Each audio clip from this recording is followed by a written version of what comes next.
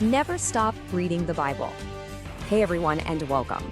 Today, we're diving into 3 chapters of Matthew that honestly feel like a powerful trilogy.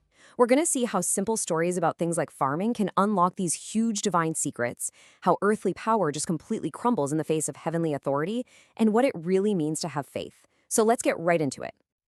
And as we go, we're going to keep one big question in the back of our minds. How do these simple stories, these incredible miracles, and these direct challenges actually define what the kingdom of heaven is all about? It's a question that really gets to the heart of these chapters. So, here's our roadmap. First up, we'll explore the parables in Matthew 13. Then, we'll get into the jaw-dropping miracles in chapter 14. And we'll wrap things up with the challenging tests of faith and tradition in chapter 15. Okay, let's start in Matthew 13. This is where Jesus' teaching style gets really interesting. He doesn't just give lectures, he tells stories, kind of like riddles. He uses these everyday examples about farmers and seeds to reveal these profound truths about the kingdom of heaven. The main tool he uses here is the parable. So, what's a parable? It's pretty simple, really. It's an earthly story with a heavenly meaning. It's a genius way to talk about huge spiritual ideas using stuff everyone understood, like farming, baking, or even fishing. And wow, this chapter is just a treasure chest of these stories. You've got the famous parable of the sower, but there are also ones about weeds growing among wheat, a tiny mustard seed, hidden treasure, and even a fishing net. Each one gives us a different angle, a new way to see the kingdom. Let's just take the parable of the sower, for example. It's a perfect case study.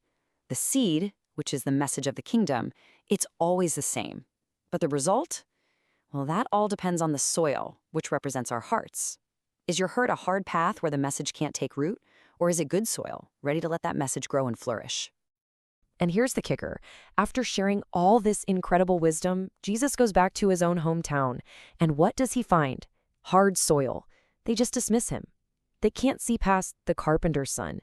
It's this powerful reminder of how familiarity can sometimes blind us to the most amazing truths right in front of us. Now, that whole idea of belief versus unbelief gets turned up to 11 in chapter 14. This is where the focus shifts. We move from teaching with words to demonstrating authority with some serious action. The parables give way to these incredible displays of raw power. Right at the start of chapter 14, you see this massive contrast in power. On one hand, you have King Herod. His earthly power is all about ego and fear, and it leads to the tragic, unjust death of John the Baptist. Then you have Jesus. His divine power is fueled by compassion, and it leads to healing and life for everyone. And the scale of this life-giving power is just staggering. Picture this. A huge, hungry crowd gathers in the middle of nowhere. We're talking 5,000 men, and that's not even counting the women and children. The situation looks completely impossible. And the solution? It's almost unbelievable. All they have are 5 loaves of bread and 2 fish. But in this moment that just defies all logic, everyone eats until they are completely full. This isn't just about a meal, it's a huge statement about compassion and limitless provision. The chapter closes with another mind-blowing display of power, this time over nature itself. The disciples are out on a boat, terrified, caught in a brutal storm. Then Jesus just shows up walking on the water. Peter, in this amazing burst of faith, actually steps out of the boat. But then he looks around, his fear kicks in, and he starts to sink. Jesus immediately saves him, calms the storm, and shows them all that faith and fear just can't exist in the same space. That lesson about faith versus fear sets the stage perfectly for chapter 15. This is where the themes of teaching and miracles collide head-on with the religious establishment, and it's all about redefining what true faith really looks like. So the central conflict gets laid out right here. You've got the religious leaders, and they are obsessed with the traditions of men, all these external rules and rituals. But Jesus just cuts right through all of that. He brings the focus back to the commands of God, which, he says, are all about what's going on inside a person's heart. And we get this perfect picture of that kind of heart faith from the most unexpected person. A non-Jewish woman, a complete outsider, comes begging Jesus for help. And instead of getting offended when he challenges her, she responds with this incredible humility and persistence. It's a stunning moment, and it's that great faith that leads to her daughter being healed.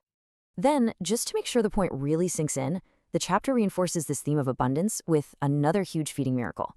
This time, it's for 1,000 people, starting with just 7 loaves of bread. The pattern is exactly the same. Not only is everyone fed, but there's an incredible amount left over. The message is clear.